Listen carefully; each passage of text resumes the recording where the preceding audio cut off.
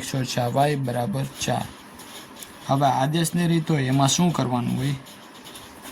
આદેશની રીત કે જેની અંદર તમારે કોઈ પણ એક ચલ છે એને એકલું કરવાનું। જેમ કે અહીંયા સમીકરણ 1 આપેલું છે, અહીંયા સમીકરણ 2, બેમાંથી કોઈ પણ એક સમીકરણમાંથી તમે કોઈ પણ એક ચલને એકલું કરી અને એની જે કિંમત આવે એ જો પહેલાંમાંથી તમે કર્યું હોય તો બીજા મૂકવાની, અને બીજામાંથી જો એ ચલને એકલું કર્યું હોય તો એ ચલની કિંમતને પહેલા સમીકરણમાં મૂકવાની। બંને રીતે તમે દાખલો કરી શકો। જેમ કે જો અહીંયા હું પહેલા સમીકરણમાંથી એક્સને એકલો કરું છું એટલે 14 + y છે, ઓલ બાજુ વયું છે એટલે ઓછા y થઈ જાય।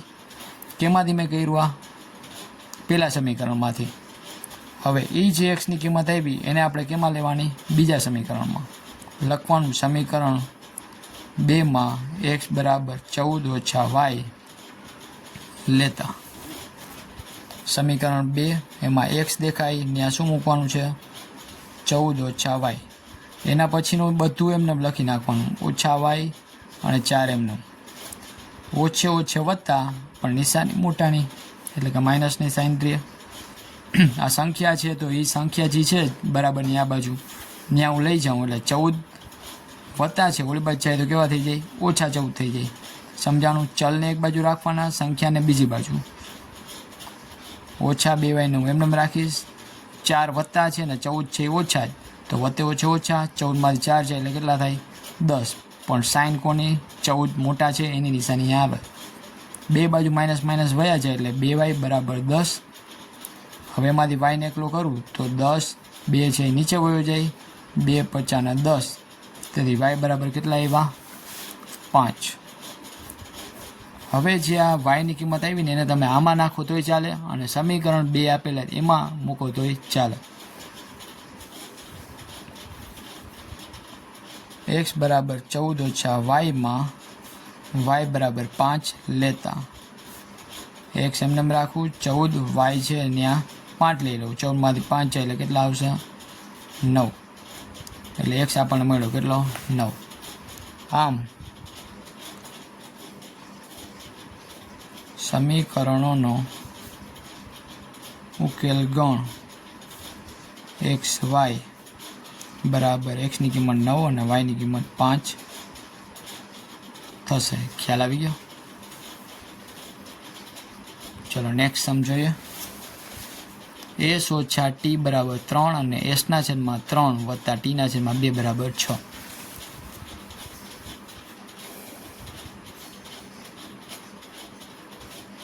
આને કહીએ આપણે સમીકરણ નંબર 1। બીજું સમીકરણ છે જરાક વિચિત્ર છે પણ આપણે એને વ્યવસ્થિત લખી નાખીએ। 2 ને આની સાથે આમ ને આમ મલ્ટીપ્લાય કરવાનું, 2s ને ગુણે એટલે 2s, 3t ને ગુણે એટલે 3t, 3 દુ 6 અને અહીંયા છે 6। 2s વત્તા 3t છાંય 36। આને કહેશી સમીકરણ નંબર 2। ચલો હવે આપણે બેમાંથી એકને એકલું કરી, જો આમાંથી ઇઝી પડશે એકલું કરવું। ઓછા ટી આ બાજુ છે તો કેવા થઈ જાય? વત્તા ટી।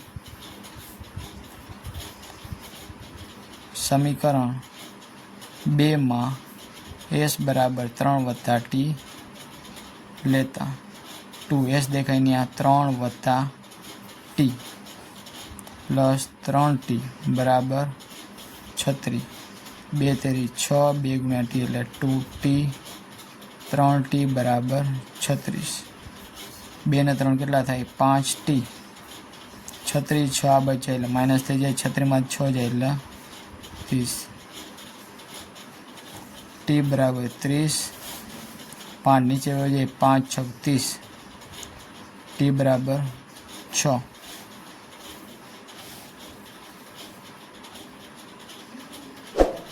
s બરાબર 3 વત્તા ટીમાં t બરાબર 6 લેતા s બરાબર 3, t દેખાઈને 6, 6 ને 3 કેટલા થશે? 9। આમ સમીકરણોનો ઉકેલ ગણ st અહીંયા છે ને એટલે st બરાબર s એટલે 9, t એટલે 6 થશે। ખ્યાલ આવી ગયો? ચલો આગળ વાત કરીએ। 3x ઓછા y બરાબર 3, 9x ઓછા 3y બરાબર 9. ચલો સૌથી પહેલાં આપણે આમાં જોવાનું 3x ઓછા y બરાબર 3. આ ચોખ્ખું સમીકરણ નંબર 1 છે. હવે સમીકરણ 2માં જો બધાને હું 3થી ભાગું તો આને 3થી ભાગું એટલે 3 તેરી 9, 3x થઈ જાય. આ 3ને ભાગવું એટલે y આવી જાય. આ 9ને 3થી ભાગવું એટલે 3. અને કે સમીકરણ નંબર 2. બંને સમીકરણ અહીંયા સરખા છે. આનો મિનિંગ કે a1/a2 બરાબર b1/b2 બરાબર c1/c2. બધાની કિંમત જો કેટલી આવશે?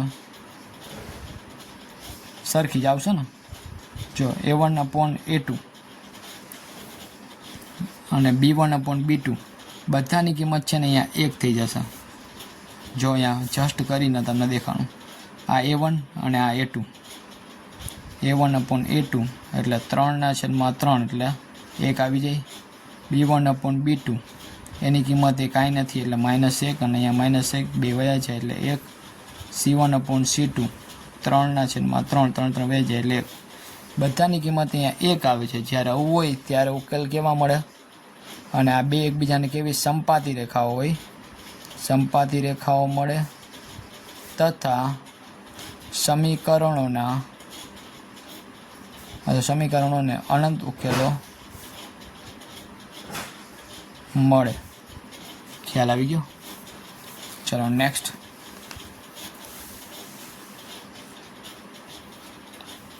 (0.2x વત્તા 0.3y બરાબર 1.3). પહેલાં તો આ સમીકરણ છે ને 10 વડે ગુણી નાખાય. લખવાનું સમીકરણ 1 ને 10 વડે ગુણતા. જો 10 વડે ગુણું એટલે 0.2 છે ને, પોઈન્ટ કાઢ નાખો 10 આવે અને 10 વડે ગુણી 10 10 વયા ગયા એટલે કેટલા આવ્યા? 2x.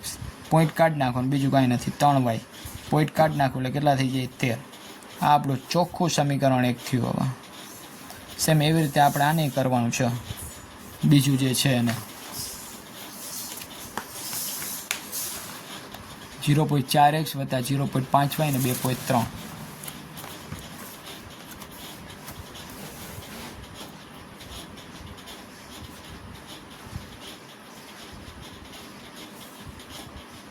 (4x 5y અને 23). આને આપણે કહીશું સમીકરણ નંબર 2. ચલો 2માંથી કોઈ પણ એક સમીકરણમાંથી એક્સને એકલો કરીએ આપણે. જેમ કે જો અહીંયા હું કરું એક્સને એકલો 2x બરાબર 13, 3yનો બાદ જાઓ તો માઇનસ થઈ જાય. એક્સને એકલો કરું 13 ઓછા 3y નીચે આવી જશે 2. સમીકરણ 2માં x બરાબર 13 ઓછા 3y એ 2 લેતા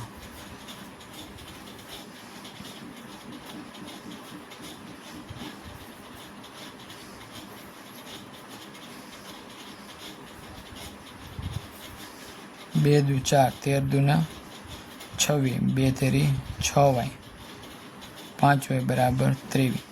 6 માં 5 જાય એટલે -y, 23. 26 નો બાદ લઈ લો માઇનસ થઈ જાય. 26 જાય તો -3 ઓછા y બરાબર 3. તેથી y બરાબર 3.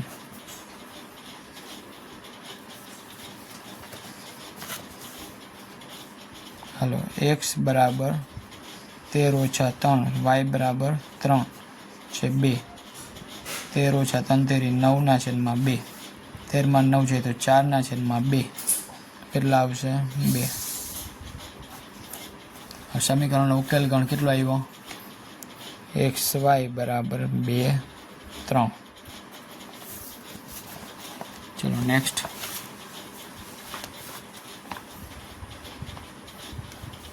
વર્ગમૂળની અંદર 2x વર્ગમૂળની અંદર 3y બરાબર 0. 3x ઓછા વર્ગમૂળમાં 8y બરાબર 0. ચલો આ સમીકરણ 1 ને સમીકરણ 2. 2માંથી એકને એકલો કરું. વર્ગમાં 2x આ ઓલી બાજુ જાય એટલે ઓછા થઈ જાય. એક્સને એકલો કરું ઓછા વર્ગમાં 3y. આ વર્ગમાં 2 ક્યાં વયું જશે? નીચે. વર્ગમાં 3x દેખાઈને કેટલા મૂકવાના? વર્ગમાં 3y જે વર્ગમાં 2 ઓછા વર્ગમાં 8y બરાબર 0. વર્ગમાં 3 એટલે કેટલા? ખાલી 3. વાય એમનેમ વત્તે ઓછે ઓછા વર્ગમાં 2 છે એનો એમનેમ રાખવું.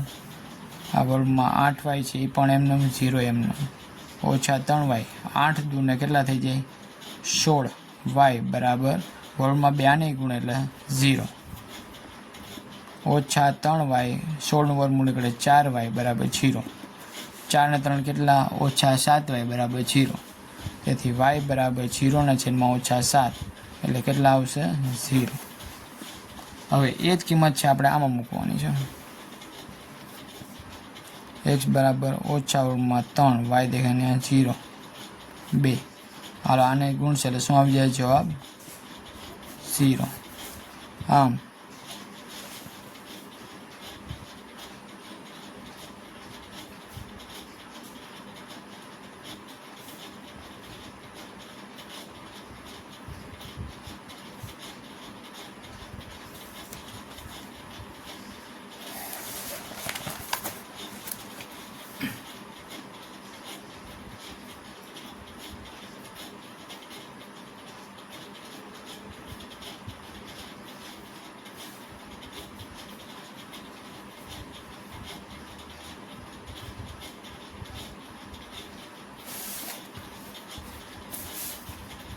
ત્રણ તેરી 9x 5 દુ 10y 2 તેરી 6 છા 2